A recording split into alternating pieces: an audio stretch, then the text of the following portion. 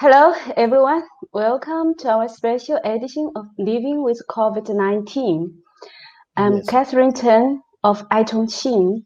Today we have a very distinguished guest, Swaran Singh, professor at the Center for International Politics, Organization and Disarmament, Jawaharlal Nehru University, New Delhi, to share his view on the situation in India now. Welcome, Professor. Thank you so much, and I'm happy to be on your show and good to connect with you again. Okay. Could you introduce the current situation in India now? India is one of world's largest population country, which makes it very similar to China. But unlike China, which was hit by the coronavirus COVID-19 as very early from the beginning of January itself, India was to come into it much later.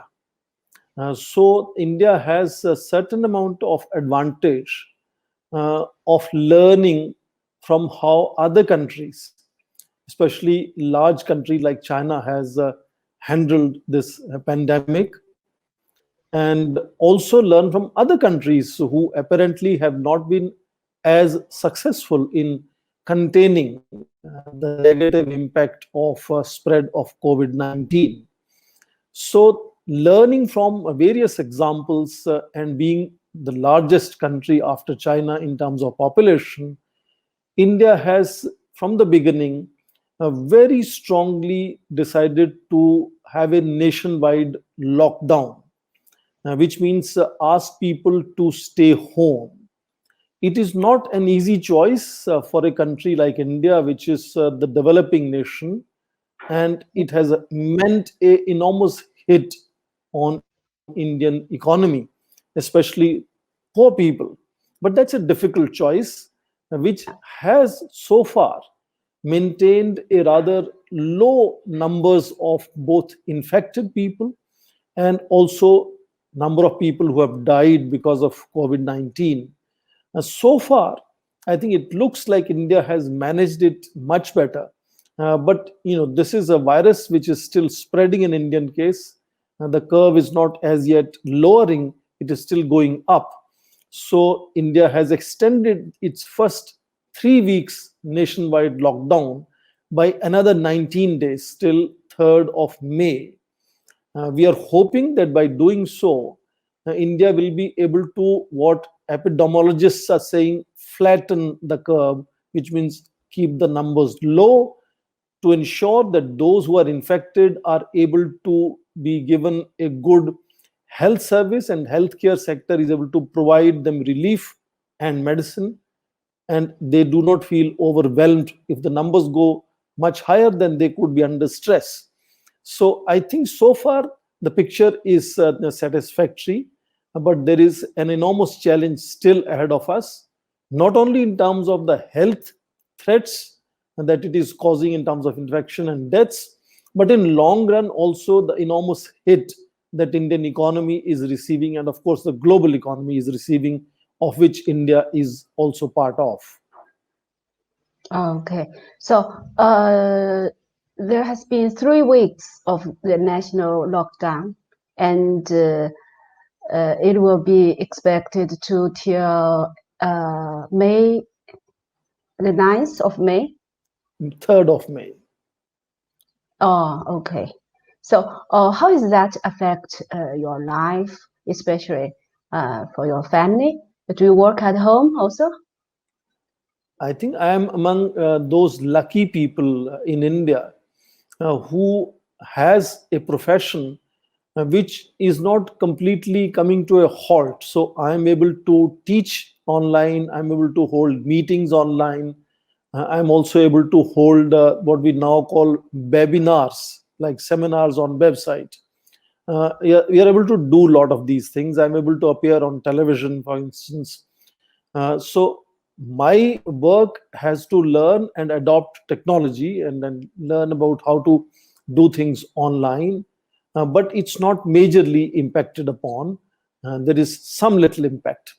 But of course, I'm also aware of a large part of my country where people are actually in other sectors like agriculture and manufacturing, which has got impacted, particularly the small industry and daily wage earners, people who work every day and earn every day. Their livelihood has clearly been impacted. Government has taken enormous steps to try to provide them relief, and also a lot of social, cultural, religious organizations of civil society are also doing a lot of work in providing relief. But as you understand, like China, India is also a very large country, and it still has a lot of people who perhaps are not able to receive that relief or are feeling uncertain and are afraid of the situation as of now.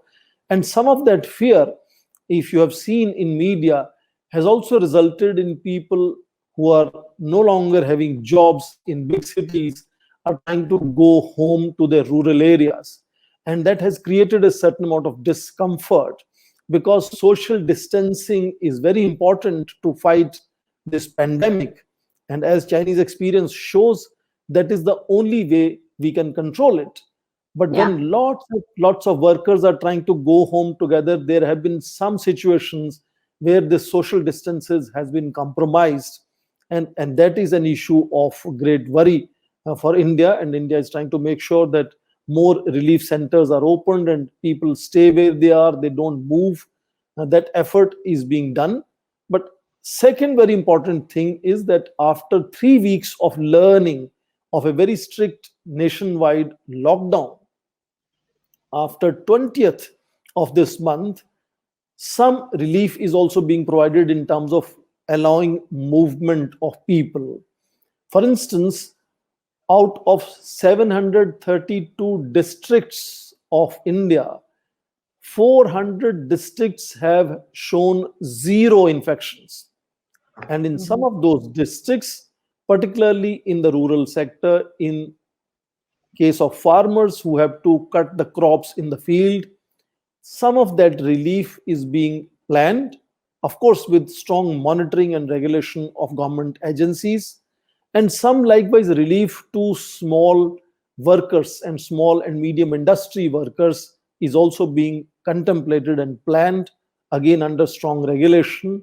So India has already also identified 400 districts where there is zero infection, but also identified about 100 plus such hotspots which are being completely sealed with no movement being allowed. And in many places, government is even supplying essential items like food and other supplies to people at home, so that there is absolutely zero movement in the hotspot areas.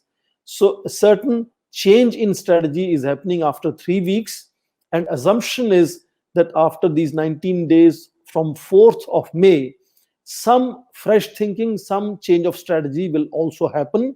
But India is looking at this in long haul. This is going to take long time, just like China is not still off guard. China is keeping things on guard.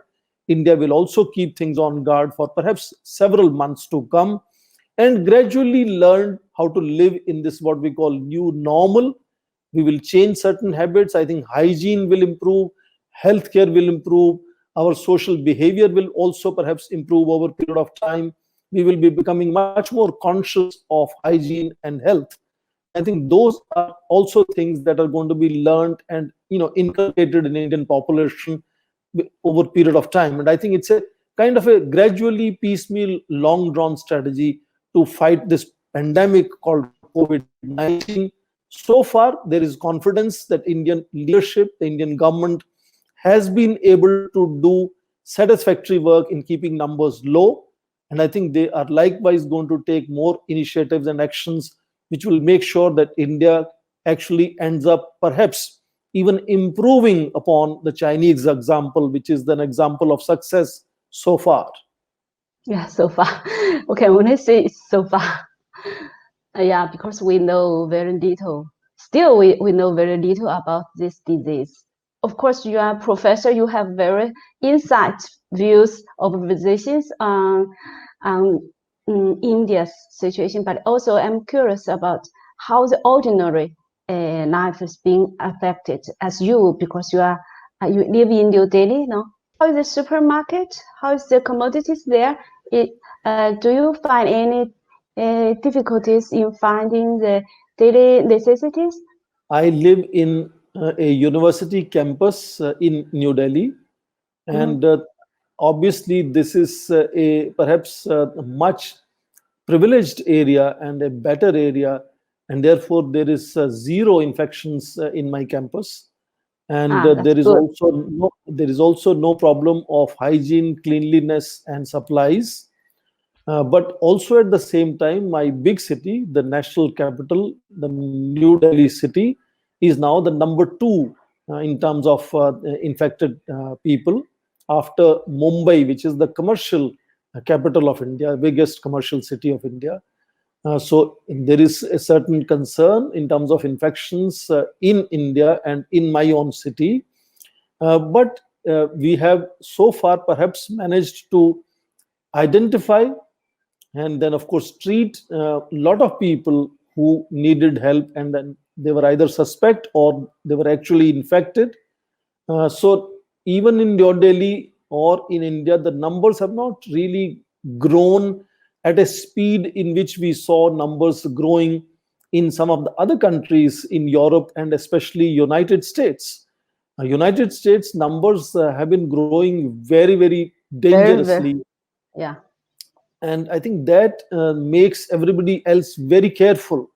And that is how Indian government is now the perhaps strongest national example of India is the strongest example of nationwide lockdown for last 3 weeks, and that has had its own cost, both emotional and of course economical. But it's very convincing that that kind of strong action is required. Otherwise, we do not want to end up like some of those European countries or United States. Yeah. China is an example where such strong lockdown in Wuhan was the reason for success in controlling of the pandemic. And India believes that a strong, actually robust and ruthless sealing of hotspots, particularly, is important. That is the only way to solve it until we find the vaccine to deal with this problem. A lot of research in that direction also going on. This may also create opportunities for countries like China and India with largest populations to explore areas of future cooperation. For example, as the world focuses on improving health sector, India is world's third largest producer of pharmaceuticals, and much of these pharmaceuticals that India produces are dependent on active pharmaceutical ingredients, APIs, that India receives from China. So, in that sense, that collaboration will perhaps increase. India's medicines are not only large in volume and are supplied around the world, they are also very cheap. So, if India's pharmaceutical production is third largest in volume, it is only 13th largest in terms of value because these are produced at very cheap price. And already, for instance, the hydroxychloroquine, which is the medicine which is being used to fight with COVID-19, India is the largest producer of this medicine, and India is already supplying that to about 30 countries, Okay. including to our own people in India. So, in some ways, this will also create new opportunities of learning, improving our own health sector, but also improving cooperation with several countries, including China. Good. That's quite good. Yeah. We also we need India's help in that medicine, of course. How is the economy in India is being affected by this pandemic? There is no doubt that India is a developing country, and already the economic growth rates, just like in China, were going slow in India also. Yeah. But now with this pandemic, it seems entire economic activity, particularly in the agriculture and manufacturing sector, has got impacted upon. In fact, now we are talking of growth rates coming as low as 2%, which is very low compared to 6% growth rate that India was aiming at. What Yeah, is interesting to note that India is not alone and therefore will be impacted upon in terms of its trade, in terms of investments from outside. So we are noticing that already about 90 countries have approached International Monetary Fund for financial assistance. It has never happened in last 70 years of history of IMF. yeah, So that means economic slowdown is impacting every country around the world, yeah, from the it's true. strongest to the weakest. And because economies are so clearly intertwined, they are linked to each other. The value chains make everybody dependent on each other. And China's growth rate was actually leading the global growth rate. And India, Mm, among others, emerging economies, was also contributing to it. So if emerging economies also get impacted directly, it will mean that global growth will also slow down. So yeah. economic challenge is going to be really long drawn. And just Hmm. like we were still coming out of the last economic slowdown of 2007 and 8, we are still, I think, going to face a serious recession now. And I think we will have to make a lot of efforts to learn new skills, learn new ways of life, be innovative, and I think also explore new kind of partnerships with new countries, new areas where we need to work together to find out how we can sort of redeem that economic growth rate again. And that is where I think this will again see that countries focusing on building partnerships rather than competing and contesting with each other. Sure. Yeah. This pandemic really needs global cooperation. Yes. No country can escape. No country can combat this pandemic alone. Do you know how we cope with this COVID-19 right now in Chongqing? Things getting much better. Uh, Actually, we have been locked in our home and we work at home for more than 2 months also. We just returned to the office on March, on Okay. in the middle of the March. So the city is recovering step by step. My last visit to Chongqing showed me how developed infrastructure of Chongqing municipality is, and how hygiene and health and sanitation are a great focus of the municipality. And that is a great advantage of any city, any society in fighting the pandemic. And lockdown, in addition to that, would have worked very fine. And I think since now people, as you mentioned, are beginning to come back to work now, that must have led to certain assessment of the government that perhaps COVID-19 is under control and people can slowly begin to come back to normal life. But just like Chongqing, I think many other cities around the world will also have to learn to focus on health, hygiene, sanitation, and infrastructure. And I think in that sense, maybe China will also participate in building of those smart cities, building of those health sectors in several other countries. And Chongqing municipality is a very good example in showcasing that. Yeah, thank you to see so. Actually, it is we during this combat of the COVID-19, Chongqing has adapted like some smart technology in Yes. uh, in this battle, and we have several reports on that also. Yeah, I remember my visit to the power plant and my Yeah, visits to various IT yeah, industry sectors. yeah. And that's a very nice way of managing climate change, and that's very nice way of ensuring that environment is kept clean by using all the kind of useless things in producing energy. And in that Yeah, sense, I think that's power plant. that's right. That was a very good example of fighting climate change and keeping environment clean. And that is why I mentioned that Chongqing's sanitation focus on cleanliness, hygiene, and health. was impressive, and I think that must have helped people in Chongqing to save themselves from the pandemic. Yeah, yeah, that's true. And it's really nice to see you again. It's my pleasure to see you again. I'm happy to see you smiling and healthy, and I'm Yeah, and hope to see you again in Chongqing very same soon. here. You see, I will, actually, I will, we intend to invite you to attend our Smart China Expo 2020, but right now we don't know. Or maybe it will be postponed, or maybe we will yes. hold. But anyhow, if we will have such events, you are very much welcomed to visit Chongqing again, and I'm happy to be your tour guide. Thank you so Yeah. much. I'll always be happy to return to Chongqing. Okay. Okay. Okay. Thank you. Thank you. Thank you. Take care. Take care, Professor. Bye bye. Okay. Bye bye.